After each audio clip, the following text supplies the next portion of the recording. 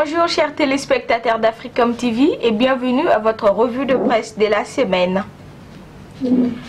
Crise du football malien, enfin un protocole d'accord signé hier soir à la primature entre la FEMAFOOT et le collectif des clubs et ligues majoritaires. Tout d'abord, le Premier ministre a salué les sacrifices consentis par toutes les parties au cours de ces 5 dernières journées pour avoir obtenu cet accord. Le Premier ministre a aussi rappelé que le dialogue social reste l'un des axes majeurs de la lettre de mission adressée par le président de la République, Ibrahim Boubacar Keïta, au gouvernement. Aussi, à cela s'ajoute le devoir impérieux de la nation entière à permettre à nos jeunes footballeurs de se mettre en activité et notamment lors de la prochaine CAN cadet et aussi permettre la pratique du football, un sport essentiel au Mali. Toujours d'après le Premier ministre, l'une des conditions sine qua non de la signature de cet accord est la levée de la suspension qui frappe notre pays par la FIFA. Autre sujet de la semaine, le collectif des 7 syndicats de l'éducation a, malgré l'état d'urgence, maintenu sa marche du jeudi 27 avril 2017 sur le ministère du Travail, de la fonction publique et des relations avec les institutions au fin de mettre la pression pour la satisfaction de ces préoccupations dans le statut autonome. Ainsi, le collectif des syndicats des enseignants, nous dit ici le journaliste Adama Diabaté de l'indicateur de renouveau, lance un nouveau préavis de 15 à 20 jours à compter du 2 mai 2017. Si entre les médecins et le gouvernement, dira toujours le journaliste du renouveau, une solution a finalement été trouvée, pour les enseignants, c'est toujours le statut autonome qui continue de diviser les partis. Les syndicats invitent aussi le gouvernement à l'application de l'accord du 5 janvier 2017 qui concerne 5 points d'accord. Notamment, il s'agit de l'adoption d'un statut aux enseignants synonyme d'un statut autonome de l'enseignement avec modification des grilles, l'harmonisation des salaires des enseignants maliens avec ceux de la sous-région, aussi l'augmentation de l'indemnité de responsabilité pour les enseignants des catégories A, B et C et la généralisation du curriculum, la prise des mesures d'accompagnement pour la mise en œuvre de l'APC et enfin la réintroduction de l'examen d'entrée en 7e A. Attribution du marché des cartes biométriques qui bloque la société Cissé Technologies. D'après le journaliste Mbédaou du Républicain, à moins de 18 mois de l'élection présidentielle du Mali, l'un des points de rupture entre l'opposition et la majorité, à savoir l'introduction de la biométrie, est en passe de créer des problèmes entre la France et le Mali. Toujours d'après les journalistes, en effet, au vu des retards inexpliqués dans l'attribution effective du marché dont Cissé Technologies est adjudicataire, ses partenaires, à savoir l'imprimerie nationale de France, viennent de saisir les autorités maliennes. De quoi s'agit-il, s'interroge les journalistes. Est-ce qu'on attend encore ce que veut le pouvoir? A-t-il finalement peur de la biométrie comme exigé par l'opposition, s'interroge toujours le journaliste Mboukari Daou du Républicain. À présent, journée mondiale de lutte contre le paludisme, comment en finir avec la maladie? Selon le journaliste Soumaïla Diarra du Républicain, toujours, le système d'information sanitaire au Mali, selon ce système, le paludisme a constitué 42% des motifs de consultation avec un taux de létalité de 0,47%.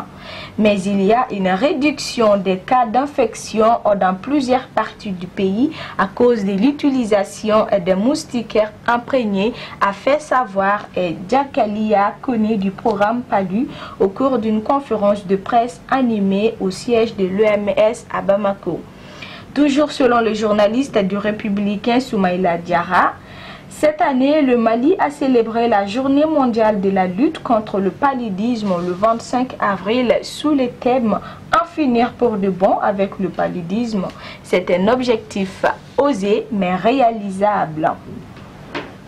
Déjà, une enquête récente montre qu'il y a eu une réduction de la prévalence parasitaire qui est passée de 52% en 2012 à 36% en 2015. Si cette prévalence varie entre 27,4% à Kayi et 71% à Mopti, à Bamako, elle s'élève un peu à 6% ici.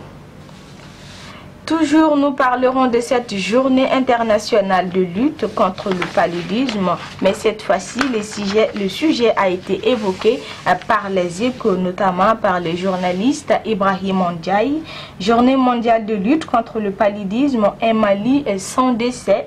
Telle a été la volonté affichée par le Programme national de lutte contre le paludisme PNLP lors de sa conférence de presse tenue dans le cadre de la célébration de la Journée mondiale de lutte contre le paludisme couplée à la Semaine nationale de lutte contre le paludisme.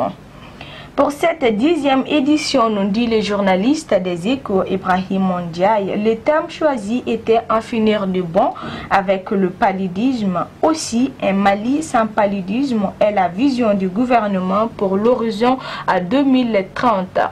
Pour relever les défis zéro décès, le Mali, avec l'appui financier et technique de ses partenaires, a souscrit aux stratégies d'intervention suivantes.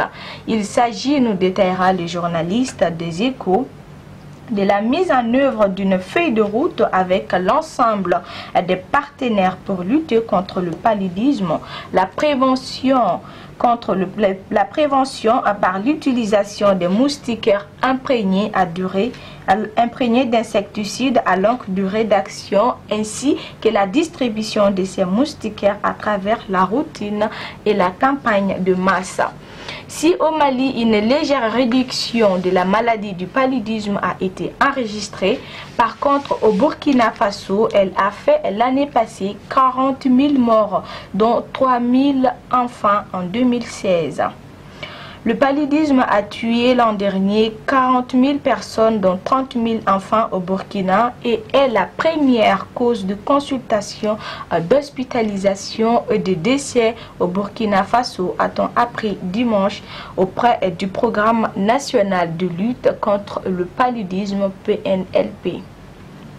À présent, nous parlerons de la présidentielle française qui se fit actuellement en France.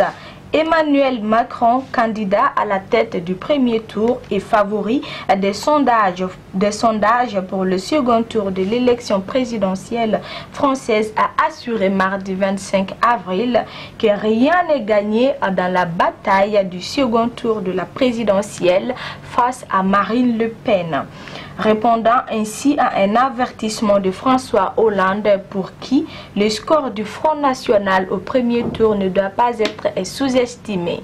En effet, Emmanuel Macron a répondu en affirmant que, je cite, « Rien n'est gagné dans la bataille, il faut se battre. Personne ne me donnait gagnant il y a 1 mois et demi. Je suis l'exemple vivant que les pronostiquaires peuvent se tromper souvent. » Retour au Mali où nous parlerons de cette promesse de réalisation saoudienne. Selon le journaliste Dessamake de la Sirène, le coup porté à l'accord pour la paix par Ibrahim Boubacar Keïta, chef de l'État. L'aéroport de Kidal, route Gao-Sévaré, et tronçon Kidal, frontière algérienne, ces infrastructures que la partie saoudienne s'est engagée à réaliser au nom de la coopération qui la lie au Mali sont toutes incluses dans l'accord pour la paix et la réconciliation, nous dit le journaliste de la Sirène. Et on le sait, la mise en œuvre de cet accord, dira-t-il, est financièrement assurée par d'autres partenaires disposés dès le départ à accompagner l'État malien. ainsi l'entrée en jeu de ses partenaires de dernière minute pour fusionner l'accord de paix, nous dit les journalistes de la Sirène. C'est ceci qui met fin à notre revue de presse de la semaine. Merci de l'avoir suivi et à très bientôt.